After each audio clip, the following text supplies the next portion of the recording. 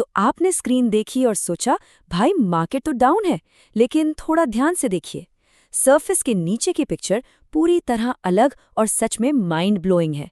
आज के इस फास्ट पेस्ड एक्सप्लेनर में हम इस मार्केट के उतार चढ़ाव को डीकोड करेंगे। एक स्मार्ट इन्वेस्टर के लिए ये समझना एब्सोल्युटली क्रूशियल है। अब सबसे बड़ा सवाल ये है कि जब निफ्टी गिर रहा है तो ओएनजीसी, रिलायंस और कोल इंडिया जैसे स्टॉक्स अचानक इतनी मजबूती क्यों दिखा रहे हैं? क्या हम किसी क्रैश की तरफ बढ़ रहे हैं या फिर ये सिर्फ स्मार्ट मनी का एक सेक्टर से दूसरे सेक्टर में शिफ्ट होना है? चलिए इस पहेली को सॉल्व करते हैं। पहले नंबर्स पर आते हैं 23,995। निफ्टी आज ठीक 24,000 के उस क्रूशियल साइकोलॉजिकल मार्क के थोड़ा सा नीचे लगभग 0.40% डाउन क्लोज हुआ।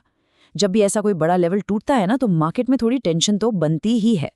लेकिन एक्चुअल पेन यानी असली प्रेशर कहीं और से आया। बैंक निफ्टी सीधा 55,400 पर आकर रुका। ये सिर्फ छोटा मोटा डिप नहीं था, ये सीधा 1.5% का भारी ड्रॉप था। और इसी हैवी बैंकिंग सेल ऑफ ने आज पूरे हेडलाइन इंडेक्स को नीचे की तरफ ड्रैग कर लिया। और अगर हम एडवांस डिक्लाइन रेशियो को देखें तो ये ब्रॉड मार्केट प्रेशर बिल्कुल शीशे की तरह साफ हो जाता है। सिर्फ 18 स्टॉक्स ग्रीन में थे जबकि 32 स्टॉक्स रेड में बंद हुए। यानी ये दर्द सिर्फ 1-2 स्टॉक्स का नहीं था, बल्कि पूरे बाजार ने इस वीकनेस को फील किया। लेकिन यहाँ आता है सबसे बड़ा ट्विस्ट। कॉन्ट्रास्ट देखिए, एक तरफ एक्सिस बैंक, एचसीएल टेक और इंडिगो जैसे टॉप लूजर्स गहरे लाल रंग में हैं, और दूसरी तरफ ओएनजीसी 5.3% ऊपर। साथ ही अदानी एंटरप्राइजेस, कोल इंडिया और रिलायंस जैसे एनर्जी और मेटल स्टॉक्स बिल्कुल ग्रीन में चमक रहे हैं। ऐसा लग रहा है जैसे दो अलग अलग मार्केट्स एक साथ चल रहे हैं। तो इसका कैटलिस्ट क्या था? चलिए चलते हैं इस पूरे एक्शन के पीछे के मेन ट्रिगर पर। Global crude oil shock. $111। Brent crude oil अचानक जंप करके $111 के पास पहुंच गया। ये लिटरली एक मैसिव जियोपॉलिटिकल शिफ्ट है जिसने रातों रात ग्लोबल मार्केट्स के अंदर खतरे की घंटी बजा दी है। आइए इस डोमिनो इफेक्ट को स्टेप बाय स्टेप समझते हैं। स्टेप 1, यूएई ने अचानक ओपेक और ओपेक प्लस से बाहर निकलने का बड़ा सरप्राइज दे दिया। इसका असर? स्टेप 2, ग्लोबल सप्लाई पर ओपेक का कंट्रोल अब पहले जैसा नहीं रहा, वो कमजोर हो गया, जिससे आया स्टेप 3, इस अनसर्टिनिटी ने क्रूड ऑयल के प्राइसेस में आग लगा दी। और फाइनल स्टेप 4, हमारे लिए यानी इंडिया के लिए इन्फ्लेशन और महंगाई का रिस्क अचानक से काफी बढ़ गया। अब आप सोच रहे होंगे इसका इंडियन मार्केट पर क्या इम्पैक्ट है? क्योंकि हम क्रूड ऑयल हेविली इंपोर्ट करते हैं तो महंगा तेल सीधा हमारी इकोनॉमी पर हिट करता है। इन्फ्लेशन का खतरा बढ़ता है, रुपी वीक होता है और आरबीआई पर इंटरेस्ट रेट्स को लेकर भारी प्रेशर आता है। स्पेशली एविएशन और पेंट कंपनीज के मार्जिन्स तो सीधा क्रश होते हैं। और यही रीजन है कि आज एनर्जी स्टॉक्स हवा में उड़ रहे थे जबकि इंडिगो जैसे स्टॉक्स जमीन पर आ गिरे। लेकिन रुकिए, अगर बाहर इतनी आग लगी है तो हमारा मार्केट पूरी तरह क्रैश क्यों नहीं हुआ? इसका जवाब छिपा है हमारी डोमेस्टिक स्ट्रेंथ और मैक्रो डेटा में। ये नंबर देखिए, 4.1%। ये हमारा मार्च महीने का आईआईपी यानी index of industrial production growth है। हाँ, पिछले महीने के कंपैरिजन में रफ्तार थोड़ी सी स्लो जरूर है, लेकिन 4.1% अभी भी ये दिखाता है कि हमारी इकोनॉमी का फाउंडेशन बिल्कुल सॉलिड है और एक हेल्दी नॉर्मलाइजेशन फेज में चल रही है। और अगर हम इसके डिटेल्स में जाएं तो नंबर्स सच में आउटस्टैंडिंग है।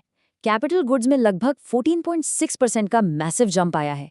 सोचिए, फैक्ट्रीज और मशीनरी में हेवी इन्वेस्टमेंट हो रहा है। इसके साथ इंफ्रास्ट्रक्चर, हेल्दी ऑटो सेक्टर और सॉलिड मेटल्स की डिमांड ये क्लियर कर देती है कि इंडिया की डोमेस्टिक ग्रोथ स्टोरी पूरी तरह से इंटैक्ट है। तो बेसिकली हुआ क्या?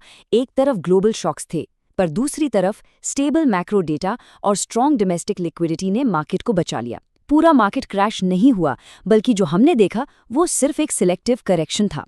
कोई स्ट्रक्चरल डैमेज नहीं हुआ है, बस लोग स्मार्ट तरीके से अपने पैसे को शिफ्ट कर रहे हैं। अब थोड़ी बात करते हैं कंपनीज की एक्चुअल परफॉर्मेंस की। चलिए देखते हैं कंपनी अर्निंग्स का ये रैपिड फायर।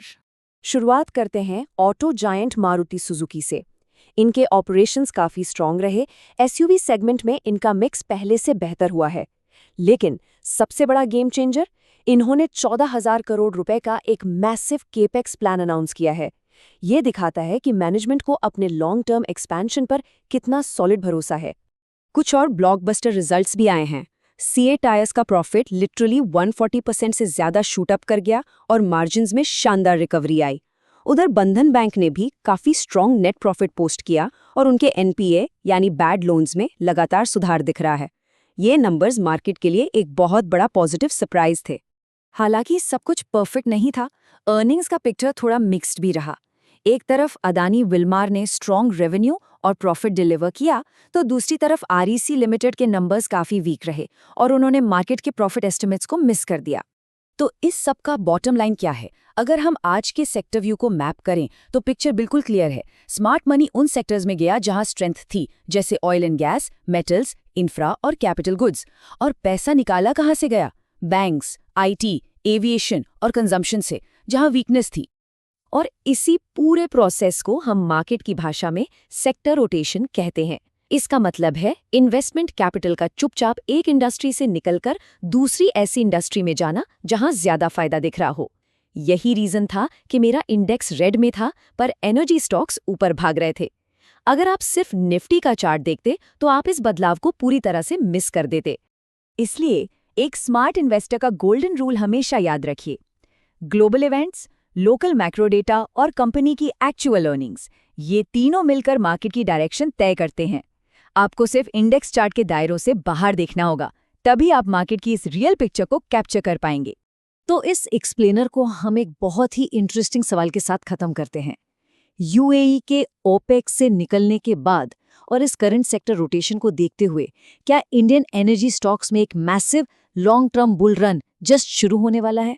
सोचिएगा जरूर, क्योंकि इसी जवाब में अगला बड़ा अपॉर्चुनिटी छिपा है। आज के इस डीप डाइव एक्सप्लेनर में जुड़ने के लिए बहुत बहुत शुक्रिया।